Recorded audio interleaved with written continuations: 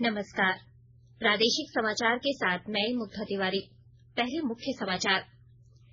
देश भर में कोविड टीकाकरण अभियान 16 जनवरी से। इधर झारखंड में 1.25 लाख से अधिक स्वास्थ्य कर्मियों के टीकाकरण का है लक्ष्य। प्रधानमंत्री नरेंद्र मोदी कल सभी राज्यों के मुख्यमंत्रियों के साथ वीडियो कॉन्फ्रेंसिंग के माध्यम से करेंगे बातचीत। कोविड-19 की स्थिति और कोविड टीकाकरण शुरू करने पर होगा विचार विमर्श। देश के 6 राज्यों में पहुंचा बर्ड फ्लू। झारखंड में पक्षियों की मौत की हो रही है जांच। चलाया जाएगा बर्ड फ्लू सतर्कता अभियान। और राज्य में कोरोना संक्रमितों की संख्या हुई 1,16,672 और 1,13,928 लोग स्वस्थ हुए। कोविड-19 महामारी के खिलाफ देश एकजुट होकर लड़ रहा है। आप भी हमारे साथ सुरक्षा और बचाव के 3 आसान एहतियाती उपायों का संकल्प लें। मास्क पहनें, 2 गज की दूरी है जरूरी, सुरक्षित दूरी बनाए रखें, हाथ और मुंह साफ रखें। अब समाचार विस्तार से। देश भर में 16 जनवरी से कोविड टीकाकरण अभियान शुरू होगा। प्रधानमंत्री नरेंद्र मोदी की अध्यक्षता में कल देश में कोविड की स्थिति तथा राज्यों और केंद्र शासित प्रदेशों में टीकाकरण की तैयारियों की उच्च स्तरीय समीक्षा की गई। इस बैठक में मंत्रिमंडल सचिव, प्रधानमंत्री के प्रधान सचिव, स्वास्थ्य सचिव और संबंधित वरिष्ठ अधिकारियों ने हिस्सा लिया। प्रधानमंत्री ने विभिन्न मुद्दों से संबंधित कोविड प्रबंधन की विस्तृत और व्यापक समीक्षा की। राष्ट्रीय नियामक ने कोविशील्ड और कोवैक्सीन 2 टीकों को आपात स्थिति में इस्तेमाल करने की अनुमति दी है। इन टीकों की सुरक्षा और प्रतिरोधक क्षमता सिद्ध हो चुकी है। निकट भविष्य में आने वाले वैक्सीन के संबंध में केंद्र और राज्यों की तैयारियों से भी प्रधानमंत्री को अवगत कराया गया। प्रधानमंत्री को वैक्सीन वितरण प्रबंधन प्रणाली कोविन के बारे में भी बताया गया। यह वैक्सीन सबसे पहले लगभग 3 करोड़ स्वास्थ्य देखभाल कर्मियों और अग्रिम पंक्ति के कर्मचारियों को लगाया जाएगा। इसके बाद 50 वर्ष से कम आयु के व्यक्तियों और इससे कम आयु तथा गंभीर बीमारियों से पीड़ित लोगों को यह टीका लगाया जाएगा।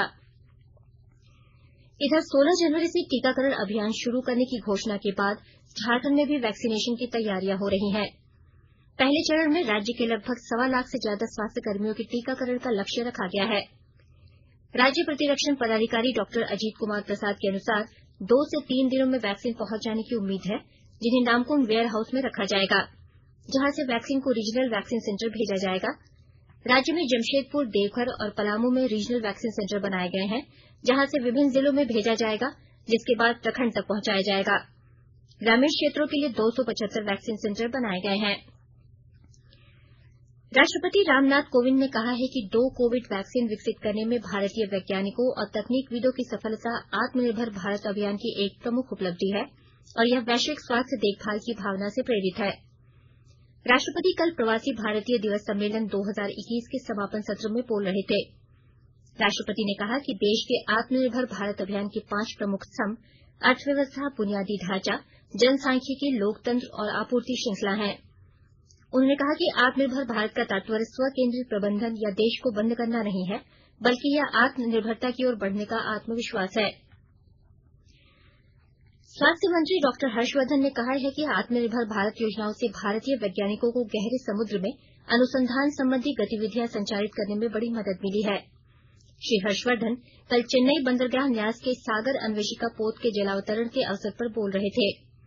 उन्होंने कहा कि भारतीय वैज्ञानिक कोरोना वायरस को अलग करने और उसकी जीनोम सीक्वेंसिंग करने में दुनिया में सबसे आगे रहे हैं, जिससे इस महामारी से निपटने में बड़ी मदद मिली है।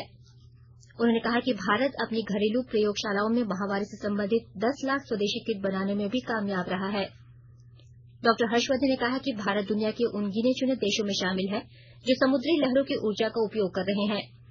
उन्होंने कहा कि आज भारतीय वैज्ञानिक मौसम का सही पूर्वानुमान लगाने में सक्षम है, जिससे देश के 4 करोड़ 30 लाख किसानों को बड़ा फायदा हुआ है।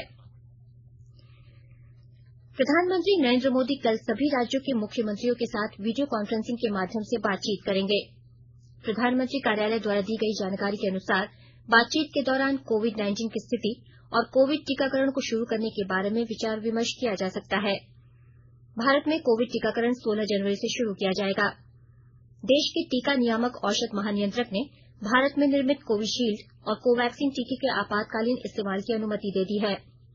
इन टीकों की सुरक्षा और प्रभाव के मूल्यांकन के बाद यह निर्णय लिया गया है। युवा कार्यक्रम और खेल मंत्रालय इस महीने की 12 तारीख से देश में 1 सप्ताह तक राष्ट्रीय युवा महोत्सव का आयोजन कर रहा है। यह आयोजन हर वर्ष युवाओं के आदर्श स्वामी विवेकानंद की जयंती पर किया जाता है। इस वर्ष इस महोत्सव का आयोजन आभासी तौर पर किया जा रहा है, जिसमें प्रत्येक राज्य के प्रतिभाशाली युवा अपनी प्रतिभा का प्रदर्शन करेंगे। राष्ट्रीय युवा महोत्सव के कार्यक्रम में मार्शल आर्ट प्रदर्शनियां, संगोष्ठियां और कई अन्य सांस्कृतिक कार्यक्रम शामिल होंगे। केंद्रीय युवा कार्यक्रम और खेल मंत्री किरेन रिजिजू ने बताया कि इस कार्यक्रम का उद्घाटन प्रधानमंत्री नरेंद्र मोदी मंगलवार को करेंगे। कार्यक्रम का समापन संसद के केंद्रीय कक्ष में आयोजित होने वाले युवा संसद कार्यक्रम के साथ होगा। राष्ट्रीय युवा दिवस का उद्देश्य 18 से 25 वर्ष आयु वर्ग के युवाओं को सार्वजनिक मुद्दों और आम आदमी के सरोकारों से अवगत होने के लिए प्रोत्साहित करना है। आकाशवाणी के ताजा तरीन समाचारों के लिए आप हमारी वेबसाइट newsonair.com पर लॉग ऑन कर सकते हैं। ताजा समाचार ट्विटर हैंडल @AIRNewsAlerts और Facebook page all India radio news पर भी उपलब्ध है। आप प्रादेशिक समाचार एकांश के ट्विटर हैंडल @AIRNews_रांची और Facebook page AIR news Ranchi के अलावा YouTube channel regional news unit Ranchi पर भी हमारे बुलेटिन सुन सकते हैं। प्रादेशिक समाचार आप आकाशवाणी रांची से सुन रहे हैं और अब पेश है कोरोना से बचाव के कुछ संदेश।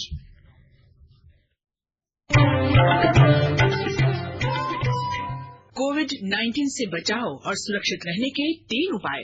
मास्क लगाएं, 2 गज दूरी है जरूरी, सुरक्षित दूरी रखें, हाथ और मुंह साफ रखें।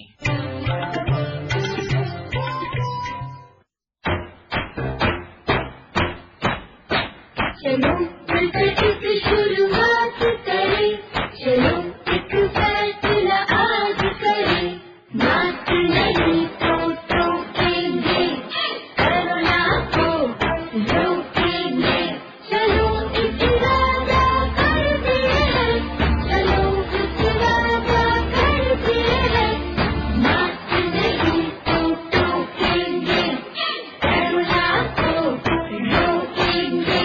भारत सरकार द्वारा जनहित में जारी। देश के 6 राज्यों में बर्ड फ्लू का प्रकोप पहुंच गया है। बर्ड फ्लू वायरस के प्रसार की आशंका को देखते हुए केंद्र सरकार ने सभी राज्यों को एहतियात बरतने के निर्देश दिए हैं। वहीं बर्ड फ्लू प्रभावित राज्यों में निगरानी के लिए विशेष दल बनाए गए हैं। इधर राज्य में भी बर्ड फ्लू वायरस के फैलने की आशंका को देखते हुए प्रशासन की ओर से कदम उठाए गए हैं। विभिन्न जिलों से पक्षियों की मौत के बाद पशु स्वास्थ्य एवं उत्पादन संस्थान कांके की ओर से मृत पक्षियों के नमूने मंगाए गए हैं, जिसे बर्ड फ्लू की जांच के लिए क्षेत्र रोग नैदानिक प्रयोगशाला कोलकाता भेजा जा रहा है। प्रशासन की ओर से सतर्कता बैठक बुलाई गई, जिसमें विभिन्न जिलों के पशुपालन पदाधिकारी और जिला नोडल पदाधिकारियों ने भाग लिया। बैठक में कहा गया कि बर्ड फ्लू से सतर्कता के लिए रैपिड रिस्पांस टीम का अविलंब गठन किया जाए। साथ ही जंगली तथा पालतू पशुओं से भी बर्ड फ्लू से संबंधित नमूने संस्थान को भेजे जाएं। बैठक में यह भी निर्णय लिया गया कि जल्द ही आम लोगों के बीच बर्ड फ्लू को लेकर जागरूकता अभियान चलाया जाएगा। राज्य में पिछले 24 घंटे के दौरान 236 नए कोरोना संक्रमित मरीज मिले हैं। इनमें सर्वाधिक 125 रांची से हैं। राज्य भर में अब तक कोरोना संक्रमितों की संख्या 1,16,672 हो चुकी है। कोरोना संक्रमितों में धनबाद से 21, बोकारो से 9, पलामू से 6, रामगढ़ और पश्चिमी सिंहभूम से 5-5, गुमला और लातेहार से 4-4, खूंटी और लोहरदगा से 3-3, देवघर और दुमका से 2-2, गोड्डा और सरायकेला से 1-1, वहीं पूर्वी सिंहभूम से 30 मरीज शामिल हैं। राज्य में कोरोना संक्रमितों के स्वस्थ होने की दर बढ़कर 97.82% तक जा पहुंची है। कल 205 संक्रमित मरीजों को स्वस्थ होने के बाद अस्पताल से छुट्टी दे दी गई। स्वास्थ्य विभाग से मिली जानकारी के अनुसार राज्य में अब तक 1,13,928 लोगों ने कोरोना को मात देने में सफलता हासिल की है, जबकि 1,465 सक्रिय मरीजों का इलाज अब भी विभिन्न कोविड अस्पतालों में चल रहा है। राज्य में अब तक 49,16,957 सैंपल की जांच हो चुकी है। देश में कोरोना से स्वस्थ होने की दर बढ़कर 96.42% हो गई है। पिछले 24 घंटों के दौरान 19,000 कोरोना मरीज स्वस्थ हुए हैं। स्वस्थ होने वालों की कुल संख्या 1,75,000 हो गई है। स्वास्थ्य मंत्रालय ने बताया है कि देश में कुल संक्रमित मामलों की तुलना में सक्रिय मामलों का प्रतिशत 2.14% है।